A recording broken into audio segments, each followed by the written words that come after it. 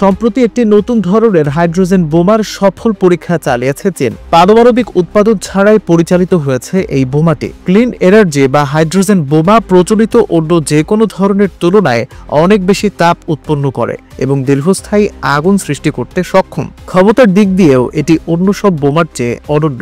Hydrogen বোমা thermonuclear বোমা নামেও পরিচিত। এটি একটি দ্বিতীয় প্রজন্মের পারমাণবিক অস্ত্র।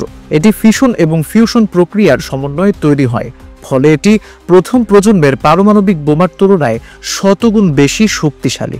1961 সালে সোভিয়েত ইউনিয়নের জার বোমা প্রায় 50 মেগাটন টিএনটি সমতুল্য শক্তি উৎপন্ন করেছিল, যা হিরোশিমা ও নাগাসাকিতে ব্যবহৃত বোমার তুলনায় প্রায় 3300 গুণ বেশি শক্তিশালী। চীনের গবেষকরা সম্প্রতি একটি হাইড্রোজেন ভিত্তিক বিস্ফোরক ডিভাইসের সফল পরীক্ষা চালিয়েছেন, যা পারমাণবিক উপাদান ছাড়াই পরিচালিত হয়েছে।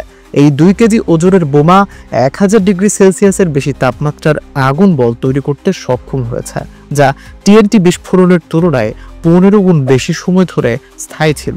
এই বোমার বিস্ফোরণ প্রচলিত বিস্ফোরণের তুলনায় কম চাপ সৃষ্টি করলেও এটি অনেক বেশি তাপ উৎপন্ন করে এবং দীর্ঘস্থায়ী আগুন সৃষ্টি করতে সক্ষম। এর ফলে এটি ড্রোনের ঝাঁক বা নির্দিষ্ট এলাকায় লক্ষ্যবস্তু ধ্বংস করতে কার্যকর হতে পারে। এ ধরনের বোমার তাপমাত্রা 1800 ডিগ্রি ফারেনহাইট পর্যন্ত পৌঁছাতে পারে, যা আশেপাশের ধাতব বস্তু গলিয়ে ফেলতে সক্ষম। এটি বিস্ফোরণের স্থায়িত্ব এবং তাপমাত্রার কারণে প্রচলিত বিস্ফোরকের তুলনায় অনেক বেশি বিধ্বংসী।